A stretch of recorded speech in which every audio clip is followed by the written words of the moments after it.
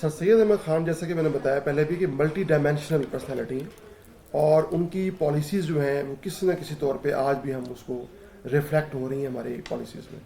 وہ کیا چاہ رہے تھے؟ وہ چاہ رہے تھے کہ مسلمان ایجوکیٹ ہوں، جو ہم کہہ رہے تھے کہ جو ایک ایسی ایجوکیشن ہے جس سے ہم لوگ جو ہیں دین سے دور ہو جائیں گے. اور ان پہ بہت زیادہ ایلیگیشنز لگتے ہیں کہ وہ دین سے دور کر رہے تھے ان کی اپروچ. لیکن اب جو لیٹسٹ اسٹڈیز آ رہی ہیں وہ ان چیزوں کو غلط ثابت کر دی ہے، اور پتہ چل رہا ہے کہ وہ بہت بڑے محب وطن تو تھے ہی تھے، وہ بہت بڑے اسلام کے سچے جو ہیں، وہ ایک مخلص جو ہیں وہ پیروکار تھے. اور انہوں نے اپنا تن من دھن واقعتاً وہ اس کو انہوں نے صرف اسلام کی اصلاح بلندی کے لیے جو ہے وہ خرچ کیا اور ختم کیا. انہوں نے سب سے مین جو ان کا جو رول ہے وہ علی گڑھ موومنٹ ہے. اسٹیٹس مین ہم اس لیے کہتے ہیں کہ ان میں مختلف ہمیں ان کی ڈائمینشنز ہیں. وہ ایک اچھے ایجوکیشنسٹ ہیں، ٹھیک ہے، وہ جرنلسٹ ہیں، وہ ایک ریفارمر ہیں. انہوں نے ریفارمز دیں اس دور میں جب مسلمانوں کا ڈکلائن تھا اور مسلمان جو ہے بالکل پستی کی طرف ان کو دھکیلا جا رہا تھا. ایک نیا امپائر جو ہے وہ مرج ہو رہا تھا یہاں، اور ہم مسلمان خاص طور پہ وکٹمائز تھے اس لیے کہ مسلمانوں سے ہی تو انہوں نے حکومت جو ہے وہ لی تھی. تو وہ ٹارگٹ مسلمان اس لیے زیادہ تھے کہ انہیں خطرہ تھا کہ یہ دوبارہ نہ دوبارہ ہمارے اوپر آنے کی کوشش نہ کریں. تو سر سید کا پورا ایک کنٹریبیوشن ہمیں ملتا ہے. انہوں نے وہ یورپ گئے، وہاں جا کے انہوں نے وہاں کے جو بڑے نیوز پیپرز تھے ان کو دیکھا، جا کے وہاں جو کہ ایجوکیشنل جو انسٹیٹیوشنس تھے ان کو انہوں نے دیکھا، اور وہاں یہاں آ کے انہوں نے اس پیٹرن پہ ایجوکیشنل ریفارمز لے کے آئے وہ ہمارے یہاں.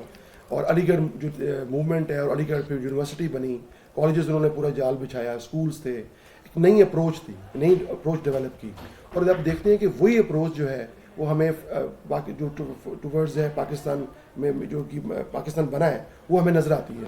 مسلم لیگ کی جو قیام ہے وہ ان کی وفات کے 6-7 سال بعد ہو رہا ہے، اس میں بھی ان کی پالیسیز نظر آتی ہیں. 8 سال بعد انہی لوگوں نے جو محمدن ایجوکیشنل کانفرنس کے لوگ تھے وہی ڈیلیگیشن لارڈ منٹو سے ملا، انہوں نے مسلم لیگ بنائی اور وہی موومنٹ آگے چلی. اب یہی دیکھتے ہیں. اور سر سید کی وہ تمام باتیں درست ثابت ہوئیں جو انہوں نے تقریباً 100 سال پہلے بات کی ہے.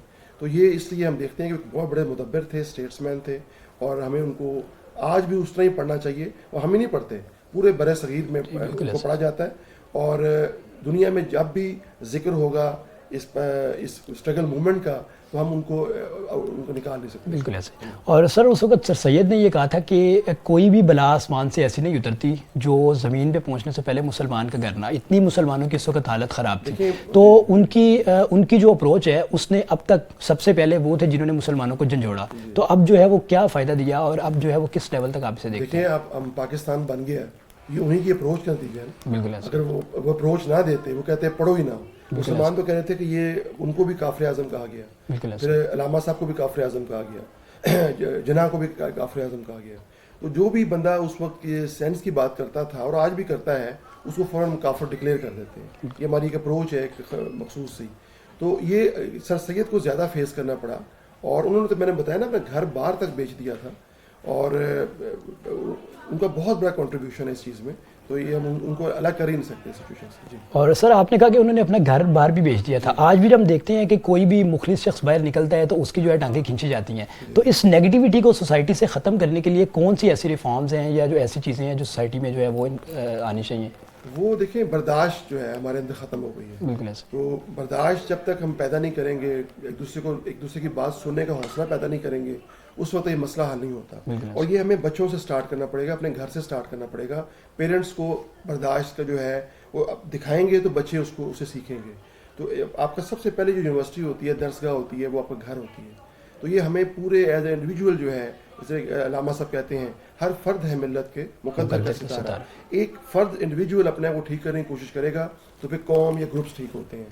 یہ سوشل سائیکالوجی کے اکارڈنگلی ایسے ہی ہے سارا. تو ہم جب ایک دم ایسے چینج نہیں کر سکتے. میڈیا کا کردار بہت اہم ہے، میڈیا ایسے پروگرامس کرے، ایسے ٹاکراز کرے، لیکن سب سے مین کام گھر ہے. اور گھر میں پیرنٹس کا کام ہے، سلیبس میں دیکھنا پڑے گا ہمیں. اور پورے سوسائٹی کے اندر جو یہ سوشل ڈیزیز پیدا ہو گئی ہے، برداشت نہیں کرتے، ہمیں فوراً غصہ آ جاتا ہے، ہم کہتے ہیں ہم صحیح کہہ رہے ہیں دوسرا غلط کہہ رہا ہے، ہم وہی سننا چاہتے ہیں جو ہم پسند کرتے ہیں. تو یہ جب تک چیز ٹھیک نہیں ہوگی مسئلہ حل نہیں ہوگا. بہت شکریہ سر آپ کی قیمتی رائے کا اور ہمارے ساتھ موجود. اوکے، مجھے اجازت دیں گے؟ Thank you.